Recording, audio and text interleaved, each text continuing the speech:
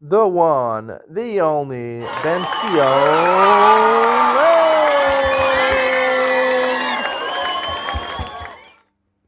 Good afternoon and welcome to Yeshiva YouTube. Ideally speaking, today we continue the book 10 Really Dumb Mistakes That Very Smart Couples Make. We're up to chapter 4. We'll do part 1 today and part 2 hopefully later in the week.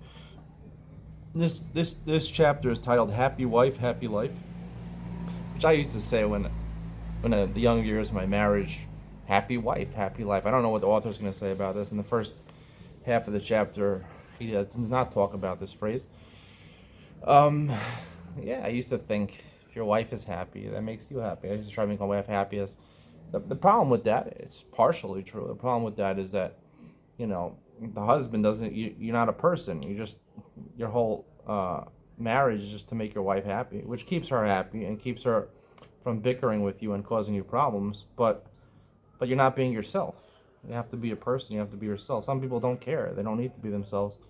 They don't need to be a person. They're just learning cola for the rest of their lives and not work on their personality or work on becoming a person. So maybe that's a good strategy. They won't bother you when you're learning all the time, not earning a parnasa. But for men who want to be a man, it doesn't really help you so much.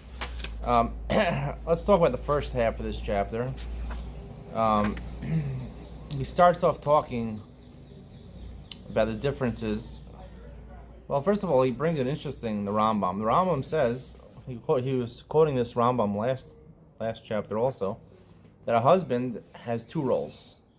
He's supposed to love his wife, and he's supposed to love his wife as he does himself, and he's supposed to honor her more than he does himself. And the Rambam's advice for a woman is that the woman should respect her husband exceedingly. That's what the Rambam says. So the question he asks, how come the Rambam doesn't say anything about the wife has to love her husband? He says it's not fair. The husband has to do two things. She only has to do one. Is that it? Man's going to be... No. Women love naturally. It's hard for a man to love his wife. I mean, eventually get bored with her. But women, if they find a good man, they'll always love the man. If they don't love him, then why are they marrying him? Most women are not going to marry a man they don't like or love. Maybe some will. They'll be tricked into it. But it's not going to be a good marriage for them. They'll cause their husband a lot of problems, or else it will end in divorce. It's natural for women. That's what all women want. He's going to talk about this in a second. The differences, one of the main differences between man and woman, that women really want... that's what they're seeking. They're thinking about marriage since they're 12 years old. They're thinking about what their marriage is going to look like, and hopefully with the right person, the right spouse that they can love fully. He starts off talking about the Torah says, "Vayomer Hashem Elokim, Vayomer Hashem Elokim, Lo tov yos adam levado, asel lo ezer kenegdo." It doesn't say Vibration. At the very beginning, that when Hashem decided to create Chava, he says he'll make for him ezer kenegdo. Now, what does ezer kenegdo mean? So some people think Ezer, as the author says, a young fellow preparing for marriage may read this with great joy. Wow, a helpmate. This is great. A maidservant at my beck and call. My every wish will be your command. My marriage is going to be wonderful. Then he gets married and discovers that it isn't quite like that. But why? Didn't the Torah define her role as an assistant? Isn't she supposed to serve him? The problem is that he missed the second half of the definition, a helpmate opposite him, kenegdo. And it's not just men. Many women also completely misunderstand what eser kenegdo means. So he goes on to define Ezer Kenegdo based on what the Maharal says. That the word Kenegdo does not mean someone who is in his way, opposite, which is really the right translation. Kenegdo, she's against him. She's rebelling against him. She's making things difficult for him. He wants to put on the rosy glasses and say Ezer is someone who's going to help him. And he says not just help, love him. Kenegdo, facing, it can mean two things. It can mean antithesis, the inverse of him, the opposite of him. The women are different than men in many aspects. And also means facing.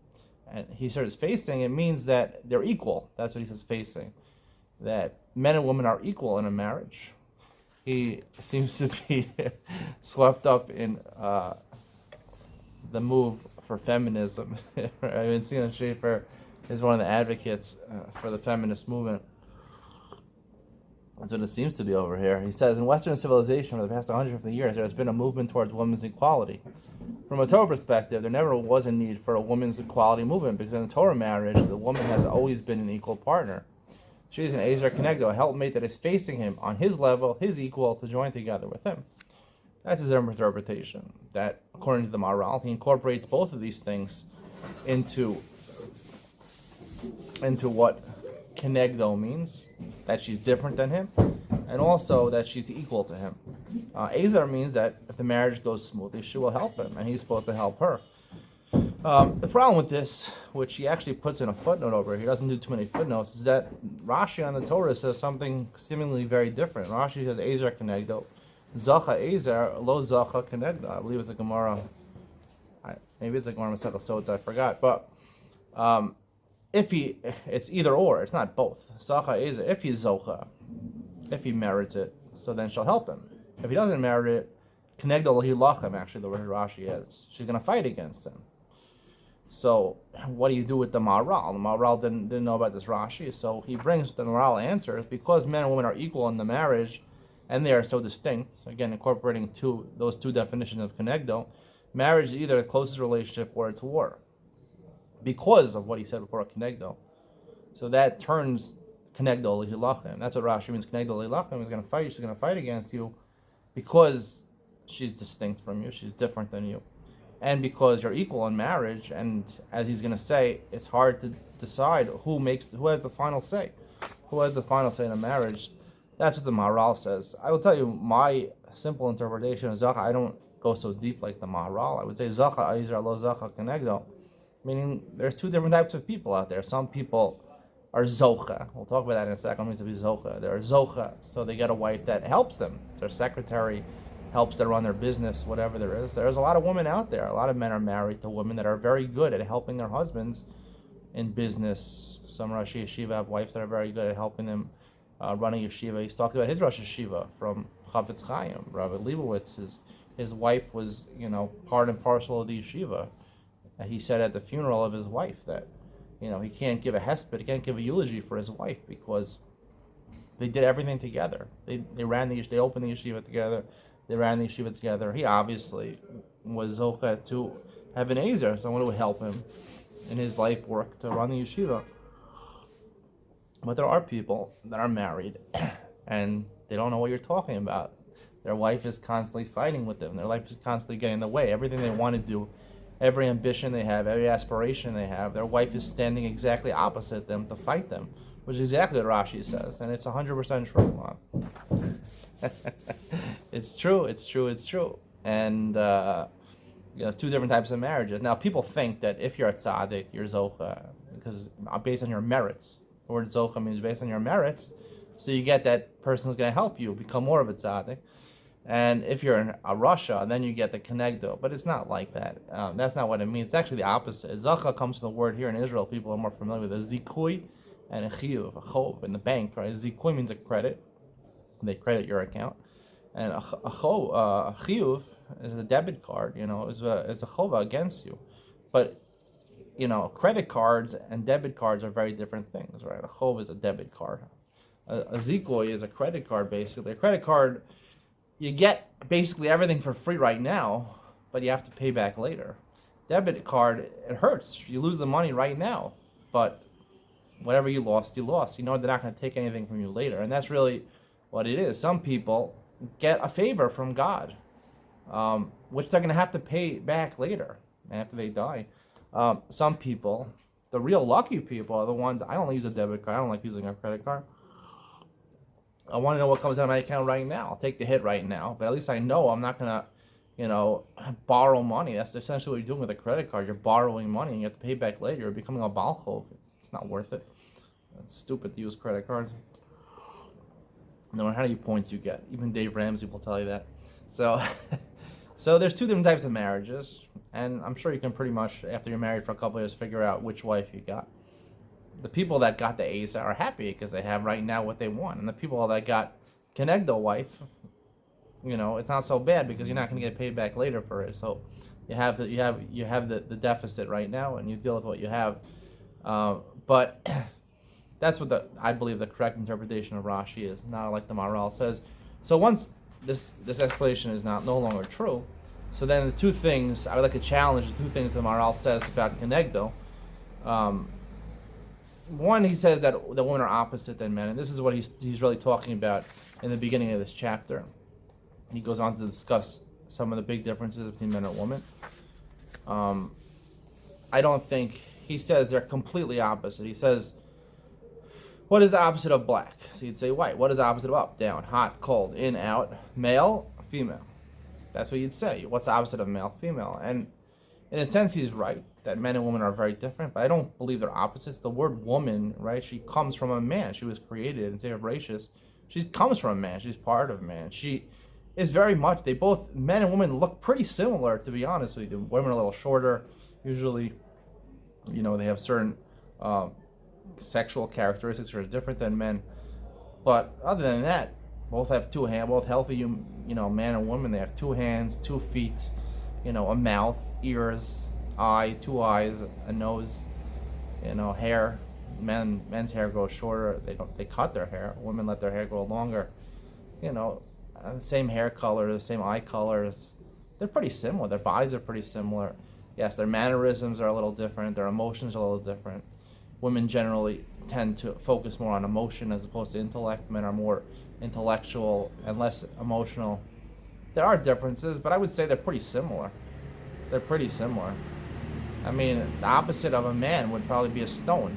That would be more of an opposite than man to woman. Man and woman are very similar. A woman comes from a man.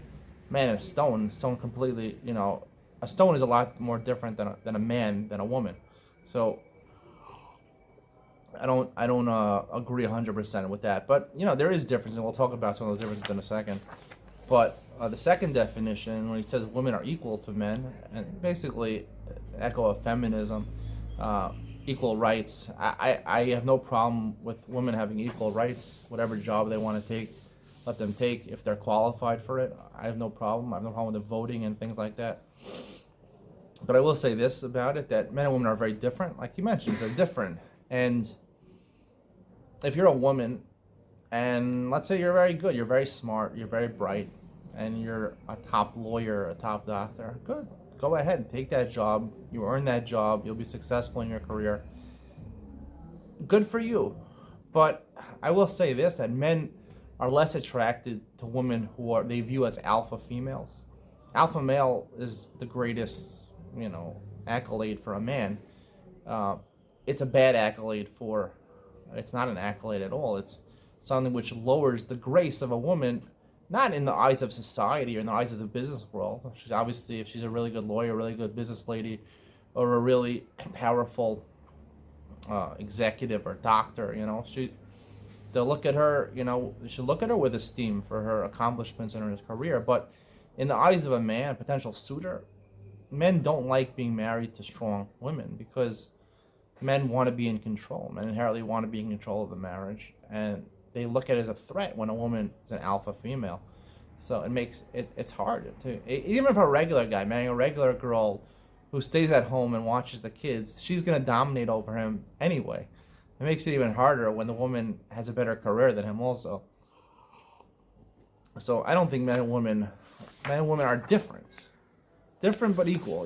They should have the same rights, but you should know there's difference. And the biggest difference is when it comes to, the biggest difference is physically than a man and woman are the sexual characteristics, and those are the things, which express why a man is different. Because the point of man and woman and being two different, the point of woman was created to make man happy. They should have a soulmate, someone, right? Someone that to spend time with, shouldn't be lonely. And what attracts a man to a woman, men are attracted to women who are not alpha females, and women are attracted to men who are alpha males. So it makes you more graceful, and it makes you a better match, you look better in dating. If you're dating and you're trying to marry somebody or be in a long-term relationship with somebody, a woman who has a powerful job, it's going to be harder for them to find that man. You need a really, really strong man to deal with a really, really strong lady. So, so it takes away a little bit of the grace of the woman. That's what I will say about that. Now, he talks here about the differences. This part of the Maharal says Kenegdo, that they're different. They're opposites according to him. He spells out some of the differences. Two differences he talks about. Number one, he says, when did you start thinking about your marriage? When do women start thinking about marriage? I'll read what he says. Well, I've never done a formal study. It's my belief that by the time a girl is 12 years old, she has a pretty good sense of what her marriage will look like. She's observed others, formed opinions, and has a good idea of the way she intends her marriage to be. When does the average man start thinking about his marriage? Again, while I haven't formally studied the issue, I would say that a man starts thinking about his marriage about 5 years after his wedding. When I read this, I laughed, just like I'm laughing now. 100% true. I agree with the author 100%. And he writes, while this may be tongue-in-cheek, it does illustrate how men and women view marriage and needs each have. It's not tongue-in-cheek. This is 100% truth, at least in my opinion also. He is... Men begin to think about most men, this is a war that's going on in the world right now, in the social media world. Yes, marriage, no marriage, kids, no kids. And there's a lot of traction gaining for what's the point of a man to get married, right? He's committing himself to one woman for the rest of his life. And men acknowledge it. You can see it all over the internet. Even women are admitting this, that men need more than one woman. Men cannot be confined to more than women. A man needs variety. He needs a new woman once in a while. That's just a basic need of men. There's a lady on TikTok, a Muslim woman. Marriage is halal. I think her name of her TikTok name is. She has a lot of videos where she advocates for women to introduce more wives and to take another wife for your husband to make him more happy. I never thought I would hear a woman saying this. Obviously, she's Muslim. Islam, a lot of some forms of Islam believe that it's okay to marry up to 4 wives. But it's even though she's Muslim, I love hearing what she has to say. Most of the stuff she says is it's funny that I'm to hear it from a Muslim woman, but it's exactly what I've been saying all along for many years, especially if you listen to my book about my lectures on the book about marital intimacy. Basically, almost everything she says, I agree with, which is funny because she speaks the truth. She says that one of the things she says, you never trust. You can never trust a man who says he's tied down to one lady. Either he's lying to you or he's lying to himself. I love that line. Either he's lying to you or he's lying to himself. Usually it's lying to you, at least in the frum world. They're lying. People lie to themselves. No, I'm happy with one of them. No, if you're deep down inside, you know that you're a man. You need a variety of women in your life. And, unfortunately, there's other men that, cheat on their wives, because they don't know what to do. They don't want to get divorced, and they cheat because it's the only other alternative to fulfill their desires to make them happy. It doesn't make them happy because it usually ends up, if she finds out, it ends up in divorce. But I will say this, that this is 100% true, and so on social media and the internet, people are advocating, don't get married. It used to be that was the standard. Everyone gets married. Now only more in the frum world. Other people are saying, why get married? You're a man. You need to have, many women available to you. If you get married, right, you're stuck. You're married to the same one for your whole life. You could divorce her, but that's messy, especially with kids. And the other option is to cheat on her, but that's also probably lead to divorce, and it's going to be very complicated. So don't get married. A lot of men are saying don't get married. But the upside to marriage and also to having kids is that it gives you stability in your life, and it also saves you from loneliness. People don't realize how lonely they are when they're by themselves. And also having kids makes you less lonely and gives you more stability in life. I don't think it's possible to achieve happiness in this world because the reason, it says in the Constitution, life, liberty, and the pursuit of happiness, because, no, you can't get a happiness. You could try for happiness. The problem with happiness is there's too many ups and downs in life. People like going on a roller coaster for 5 minutes. Imagine instead of telling a person they have to go on a roller coaster every day of their life, 24 hours. That's what life is. It's a roller coaster. There's too many ups and downs. You can't be happy when you're on a roller coaster 24 hours. It might make you happy for for 5 minutes. But try going on Spider-Man, whatever, Batman, the where's that? Six Flags Great Adventure. Never went to that park. So go on a roller coaster for your entire day. You get sick. You'll throw up. So that's really what life is. So the more grounded you are, the more stability you have in your life is better. Marriage gives you stability, and having kids, it's a pal. You have to take care of them. You have to feed them. You have to change their diapers. You have to take them to school. These are chores, and you have to pay for their things they need. But it keeps you grounded. It forces you to get a job. It forces you, to get out of the house, do errands, take care of things. It keeps you grounded in a life of where stability is not to be taken for granted. So that's why having kids and marriage, I think, is a better choice than, even though you're confined to one woman and you're a loyal husband, you're confined to one woman, it's a better option. Even though people like to tease that it's better just to stay unmarried the rest of your life, it's not true. Even if you had all the women in the world, like Hugh Hefner or something like that, it doesn't make a difference. Marriage is the better option. That's what I believe. But it's not the best option. The best option, it's like this lady said, which I've talked about many times, polygamy, which the Torah says is for sure okay. It's even the default marriage, right? If you look at Masechet Yevamos, that's really what it talks about. Polygamy is normal. That's what it's talking about. He has 3 wives, 2 wives, all Mishnayos there in Masechet Yevamos. That's standard. Look, Gemara is a Mishnayos in Masechet Yevamos. They only talk about it. 2 wives, 3 wives, 4 wives. The Gemara even sounds like Islam. It says that the Gemara in Masechet Yevamos says it recommends you don't get more than 4 wives. According to the Torah, you can have as many wives as you want. If you're a king, maybe you can't have more than 18 wives, but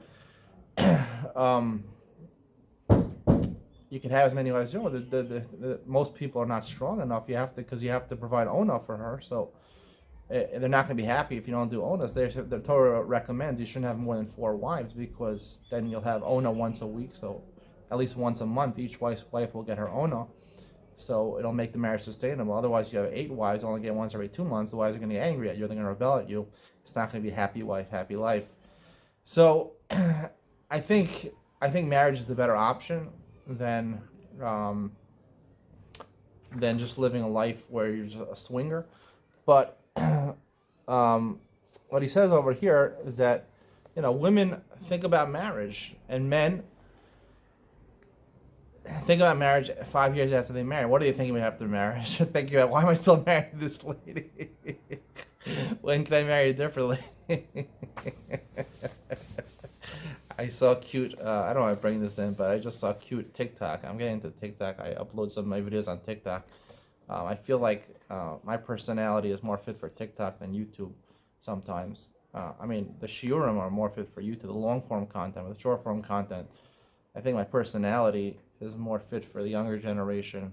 YouTube, a lot of things have to be useful or meaningful. It's more for older people, millennials, I say. TikTok is more for Generation Z. They're just having fun and whatever. And a lot of my life, I just like to have fun. Is there anything wrong with that? Even though I'm 41 years old, there's nothing wrong with that. I'm not giving excuses. I upload on both of them. But I saw a TikTok, saw a kid. I don't know if it was a real question. The kid asked his father, "How is marriage?" or something like that. I don't know if it was. They put that in the words in the mouth of the kid, and they just added the audio in. And he said to his son, who was like 4-year-old kid, he had like a tablet with all his games on. He said, "Marriage is like if I told you to take your tablet and delete all the games except one." It's true. It's 100% true. But this is the world we live in. There's only 2 options: marriage or living the swinger life. Marriage is a better option. Girls are happy now. The thing is about this: it's fair for women. Women are happy with one man. They only want, and women are not going to be happy. Even though this Muslim woman asserts that you want to bring more happiness to yourself as a woman, bring in another wife so your husband will be happier. Women it's called a Sarah in the community, a co-wife, a rival wife. Women fight over their men. They don't want to bring another wife in. They're jealous. They're very jealous that the other woman, the man loves more than them. They want to be the only one their man loves. It's a problem. It's a problem because women don't want a co-wife. They don't want a co-wife. That's what makes polygamy so difficult, because you really have to be a man, if you're going to be in a polygamous relationship, you really have to be um, a really regimented man, someone who's very disciplined. That you're able, when you're with a woman, you don't mention anything about a different woman. Never, ever, ever, ever, ever. I used to date in the beginning. I used to talk about other girls I'm dating. Is this the right thing? Not the right. Never ever talk to a woman about another woman, whether you're currently in a relationship with another woman because you have a co-wife, or a previous relationship. Never talk about another woman. They're very jealous women. They want you to be the love of their life, and that's it. They want you for themselves. That's what they want. But like I said, the Torah says, according to Jewish tradition, that polygamy is 100 because the Torah recognizes the needs of men. And I think if society would adopt an allowance of polygamy, I think it would be a lot easier for women to accept it because that's the normal. That's the standard. If it's a standard, they're not going to rebel against it. But now that basically in the Western world polygamy is forbidden, so women have the trump card. They just, no, we're not going to give in to this. So, people talk about feminism, women's rights. They don't talk about men's rights so much. Men are actually the ones that are dominated in marriage, and I wouldn't say abused, but they're not getting their needs taken care of. A woman, right? It depends who she marries. If she marries a good guy, she'll get her needs taken care of. She'll have the best marriage in the world. If she marries a bad guy, she'll be either verbally abused or physically abused, and it's a very sad story for the woman. So it's a pot of luck. You don't know who you're gonna marry until you marry them. Even if you've known them for a couple of years, after you marry them, it's a whole new can of worms. So, but a woman can possibly get complete happiness if she marries a really good guy.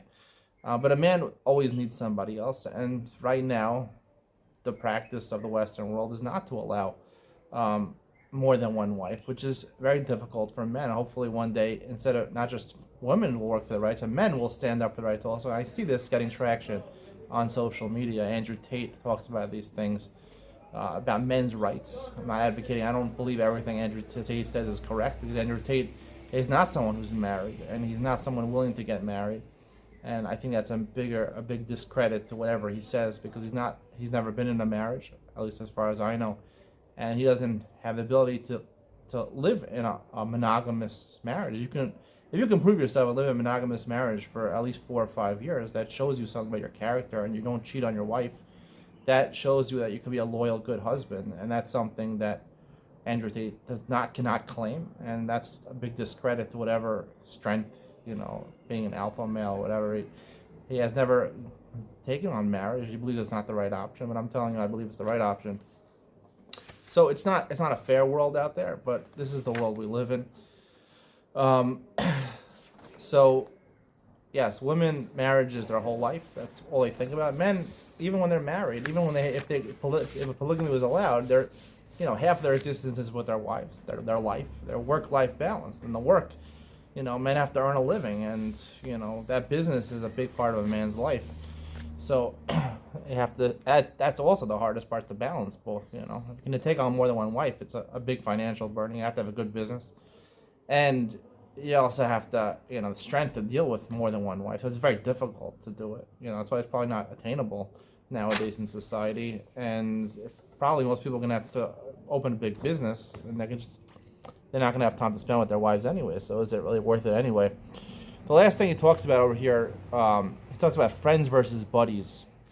The difference between men and women is that girls have friends, a lot of friends when they're younger. They're part of cliques, and men don't really have. He says, when I was about 20, I approached Rav David Harris Shlita, who was one of the Rosh Yeshiva in Rochester, New York. I said, I don't feel I have a best friend in Yeshiva. I'm friendly with many guys, we're buddies, but I just don't I just don't feel like I have a best friend. Rav Harris looked at me and said, who does? Now, I think when you're younger, especially if you go to yeshiva, high school, especially an all-boys school, it's pretty normal to have friends. You should have good friends. I did not have close friends when I was younger, and I was socially awkward when I was younger, and that's why I didn't have good friends. In fact, there was a point where I was engaged at one point. I had a broken engagement, and the girl ultimately rejected me, at least what she said, is because I didn't have friends. Maybe that was an excuse or something deeper, but um, for a man who's in a yeshiva or an all-boys school, he should have friends. I don't agree they shouldn't have friends. And women, you know, they have friends. Some women have a lot of friends. Some women don't have friends. I don't think they're that different in this regard. But one thing he does say that's true about it is the type of friendship they have. Men have friends, and they'll do a lot of things with friends. They can go on trips with friends. They can hang out with them a lot. They can drink a beer, have a barbecue, have a good time with them.